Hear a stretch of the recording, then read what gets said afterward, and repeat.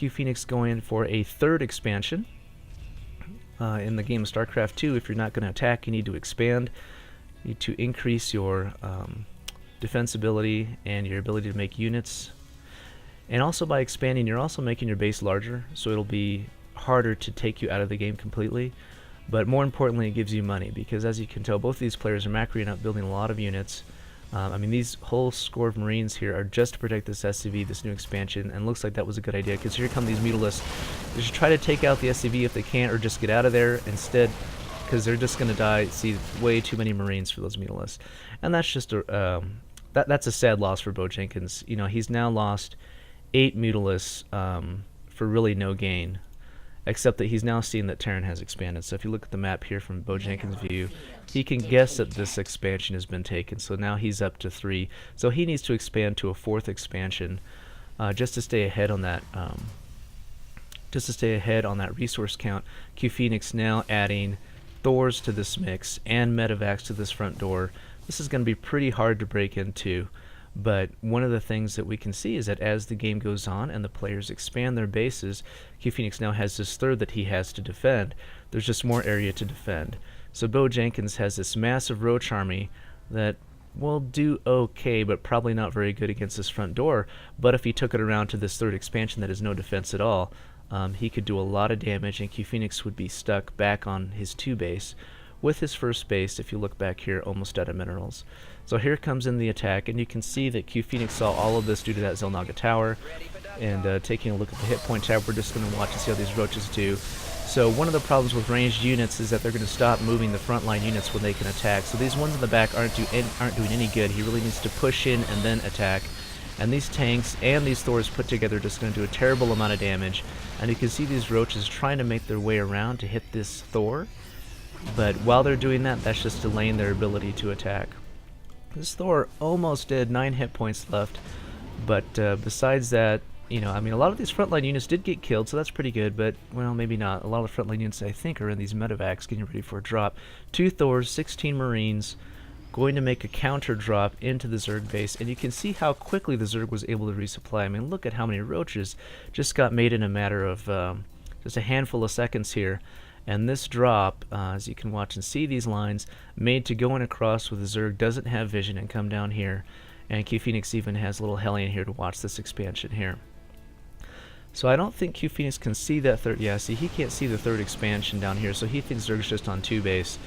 And the Zerg player can see this group coming in, but he hasn't moved his forces yet. They're going to be able to take out both of these queens pretty easy and take out this macro hatchery. Interestingly, some of them are focusing down on this evolution chamber. That looks like a big mistake. They need to go ahead and lift off here before they get too killed by these roaches.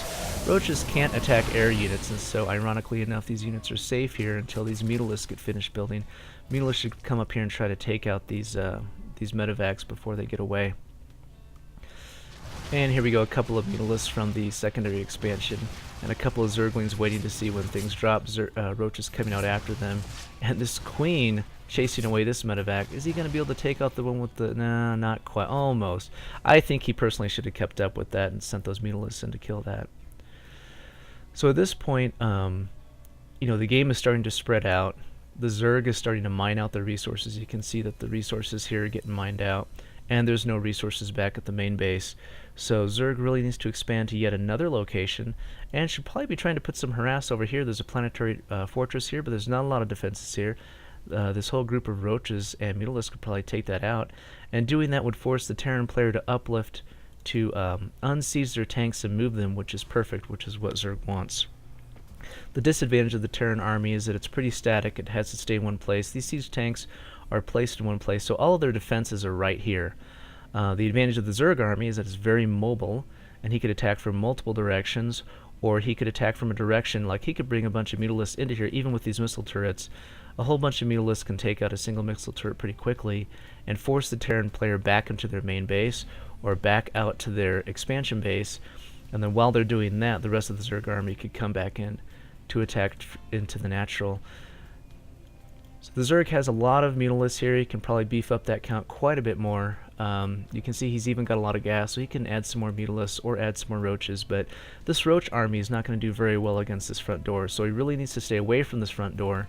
We've got 3 Thors now, 2 Vikings, which aren't going to do that much damage, but you know, he really needs to keep, you know, if he keeps continuing to mass up this army, and if you look, he's up at the 200 count, he's not going to be able to do much damage against the front doors, so he needs to attack up here to this expansion. I mean, even with his medevacs, that's still hardly anything at all. The roaches could come in here, take that out, and remove CuePhoenix's ability to gain minerals, but instead he's going into the front door, triple Thor and a bunch of Marines against a bunch of Mutalisks. That's just going to evaporate those, and these roaches are going to have the same problem that they had last time with all of these tanks, and now with the 3 Thors, looks like they were able to take out one of those previous ones, but now up to 3 Thors. I mean, they just destroyed these roaches right here at this tree line here. Another thing that you know, is interesting about this tree line is that units behind the tree line can't see through it, so they are at a disadvantage as far as being able to pick targets, and looks like CuePhoenix is just going to counterattack. This game's been lasting long enough. It's time to go to bed. Let's just take these guys out, bringing these units in over the creep. So many creep tumors here. They're just going to be taken out with one single scan. Look at that. And Bojenkins, if you look back at his base, he's making 6 Mutalisks at a time. He's already got a reactionary army of roaches right here. They're going to do pretty well. A massive clump of spine crawlers keeping these Mutalisks back here. Oh no, he's sending them in early. That's going to be a real big problem. Too many Marines, too many. That's just a real mistake to send those in. Don't send in the roaches. You need to stay back. Oh, but I mean, this could be pretty close. I mean, these Marines are just going to get eaten up by the roaches, but these 3 Thors are just doing a terrible amount of damage against these roaches. You know, looking them down, and then reinforcements coming in from the back, Marines coming, medevacs coming, and they were able to take out one of the Thors, which is great. This Thor up to 14 kills now. This one up to 10, rank of Sergeant. Armed with a bunch of Marines, a ton of medevacs are going to come in and try to take out these spine crawlers, taking a look at the health of these spine crawlers. And these Vikings could land, I suppose, but I mean, at this point they're just providing vision, which is not doing much. But you know, with these 3 Thors, these 2 Thors here, backed up by all these Marines, you can see the attack commands strung together. A bunch of roaches being produced. He needs. Oh, they're just gonna get destroyed here. And these Thors, 14 kills, just doing a ton of damage. A Thor coming in for the back, and more siege tanks. This is just going to be this. I think this is the end of Bojenkins. Even though he's got an expansion here that CuePhoenix knows nothing about, and even though he can reproduce roaches at an amazing rate, you know, off of 2 hatcheries, he's just making 12 roaches at a time. I just don't think that he's going to be able to hold off this attack. And these Thors just doing a ton of damage. This one a recruit with only 1 kill, this one a commander with 22. And these drones are just coming in to get just destroyed. You can hear their gurgles. And GG from Bojenkins. What a game there. GG from CuePhoenix. And going in for the kill. But that is the end of the game. Bojenkins has left the game.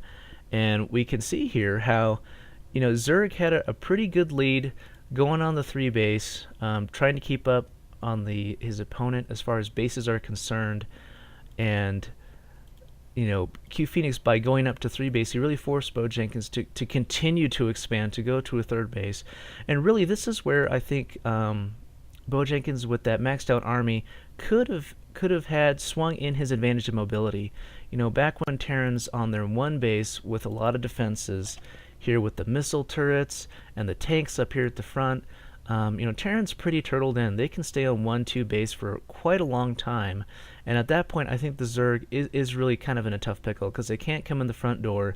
It is difficult to come in the side door, especially with all the missile turrets. But as soon as Terran starts to move out into this longer game, where they're going to a 3rd and then later a 4th, not sure where he would expand to a 4th, but the point is that they're starting to expand, and they're going to have to move their army around. And that's where I think the matchup starts to even out a little bit, is when they start to expand and move out. But Bojenkins just continually trying to come into this front door, which is very difficult to come into attack, especially with the bushes, with the high ground, and a lot of room to place tanks and ranged defenses. And CuePhoenix just continuing to eat away at that. And since Bojenkins didn't expand to a 4th, you know, I mean, we can look up here. He had a lot of money, a lot of resources off of all those hatcheries. He can make a lot of units very quickly. I mean, even had he back here at this defense where he had all of those spine crawlers and all those roaches and mutalisks, if he would have held them back here and then waited for the Terran army to come through the bushes up here, he could have done a lot more damage, maybe even held off that attack, and would have been CuePhoenix may have decided to give up in the interest of time. But let's take a quick look at the score screen, and we can see how these players did compared to each other. So if you look here, Bojenkins with higher AP on the CuePhoenix, quite a bit higher. Could be why his rank is silver 14 compared to CuePhoenix's 33. And mining more resources, but as you can see, it was more, but not a vast amount more. And I think Zerg really needs to be getting a lot of resources, because a lot of their units are going to be dying because they're pretty squishy. You can see that the worker count is really high for Bojenkins, which is really good, but his killed units is pretty low compared to CuePhoenix's, and I think most of that is due to that continual pushing on the front door, which is pretty ineffective against that siege line and all of those defensive units. But there you go, Terran versus Zerg in the Silver League, and a lot of lessons learned about Zerg and what they can do against the Terran player, and some interesting things about the Terran player as well, highlighting their immobility, but the strength of their defensive posture as a turtling race. So that'll be it for today's cast. Thanks again. This is Starcraft Az signing off.